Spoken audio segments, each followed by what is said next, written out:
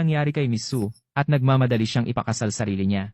Kung ganon, baka may tsansa rin ako. Baka dapat maging matapang ako, pumunta ako sa opisina niya, at magtapat ng nararamdaman ko. Mr. Ye, bukas na magtatapos ang isang buwang divorce cooling off period. Pakiusap na magpunta kayo bukas ng 9 a.m. Dalhin ang parehong marriage certificates. Punta kayo sa Civil Affairs Bureau. At magkasama ng asawa nyo, tapusin ang opisyal na proseso ng divorce. Maalaga talaga ang abogado na to. Mukhang ang asawa ko, para lang iwan ako, gumastos din talaga ng malaki. Sige, gets ko na. Ito na ang pinaka-okay na desisyon. Kapag tuluyan na ang divorce, pwede ko nang seryosohin yung gusto ko talaga. Magkakaroon din ako ng lakas ng loob na magtapat sa'yo pagtapos na divorce namin.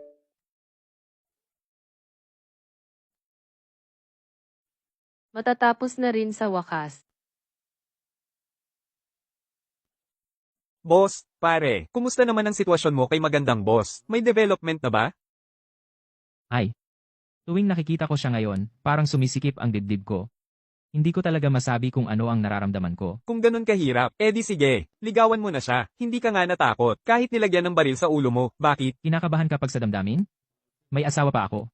Hintayin ko na lang bukas, pagkatapos ng annulment, bago kausapin. Pero sa totoo lang, 1 taon ka ng kasal. Hanggang ngayon di ko pa nakikita itsura ng misis mo. Ay, muntik ko nang makalimutan. Kailangan ko hanapin yung certificate ng kasal.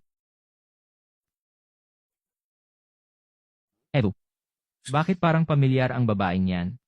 Ha, naaalala ko na. Nung unang lipat natin dito, parang may hinahanap siya sa'yo. Wala ka rito noon. May tinanong lang siyang kung ano-ano, tapos umalis na. Talaga? Matangkad siya ah. Mukhang klase siya, kahit simple lang man amit, kahit plain man oras damit niya. Okay lang, basta, magpapapawalang bisa na kami ng kasal, kaya toast na lang.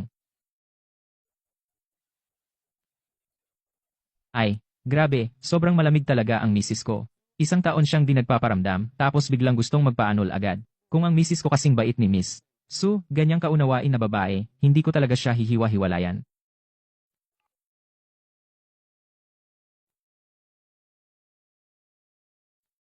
Hello, ako ang asawa mo, Yefeng.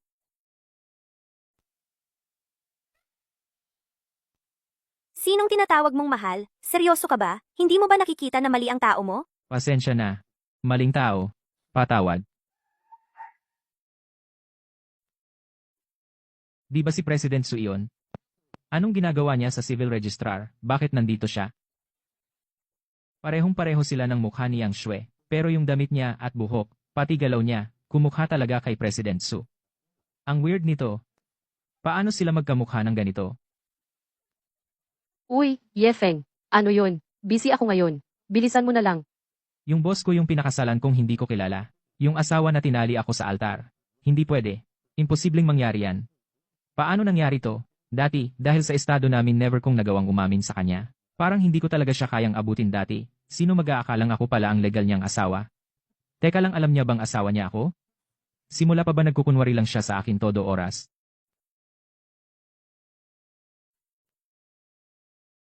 Nasa harap na ako ng civil registrar ngayon.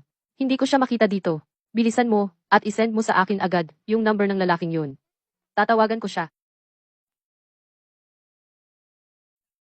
Ito ang asawa mo, si Yang Shui. Nasaan ka? Punta ka dito ngayon. Si Suning Shui at Yang Shui pareho talaga silang tao. Niloko lang niya ako simula't simula. Siya talaga ang asawa ko. Yang Shui ay si Suning Shui. Padating na ako, pero pwede mo bang sabihin kung bakit mo gustong mag-divorce? May mukha ka pang magtanong kung bakit. Nakita kitang yakap yung babaeng iyon sa tapat ng paupahan. Siya ba ang younger sister mo, o elder sister? Yumakap ng babae sa may paupahan. Ay naku. Siguro napagkamalan niyang si Zhang Peng yun para sa akin. Nakita niyang yakap niya si Chen Li kaya inakala niyang niloloko ko siya. Kalokohan lang pala lahat. Kasi ayokong makipaghiwalay. Gusto kita. Gusto mo ako, pero niloko mo pa rin ako. May sasabihin ako sa'yo, kahit hindi ka magpakita. May 100 paraan ako para mapatuloy itong annulment. Sinadya niyang gawing pangit ang sarili para mapakasal ako. Sa huli, minamaliit pa rin niya ang estado ko. Paano kung sabihin ko sa kanya ngayon na ako ang asawa niya? Kung ipilit pa rin niya na makipaghiwalay, ano na lang gagawin ko?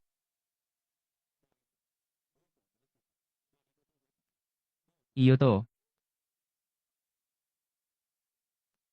Mesu, Ye Feng, anong ginagawa mo dito? malapit lang bahay ko dito, napadaan lang ako, tapos nakita kita, kaya nilapitan kitang batiin. Masaya ka bang makita akong makipaghiwalay?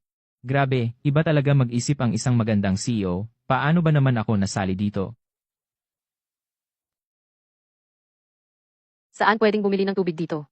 Uhaw na ako. Alam ko. Ako na lang bibili para sa'yo. Hintayin mo lang ako dito. Hehe. So, ang taong buong buhay kong pinrotektahan, siya pala ang asawa na gusto kong protektahan panghabang buhay. Ang saya ng pakiramdam na to. Nagkasundo kaming makipaghiwalay ngayong araw. Papunta na siya kanina, pero bigla niyang sinabi na nasa labas siya ng lungsod. Lokohin ba? Sorry, ang tinawagan mong numero ay naka-off. Akala ng lokong yun kaya pa niyang bitinin ako at wala na akong magagawa. Hello? Umatras na naman yung loko. Ayaw niya akong hiwalayan.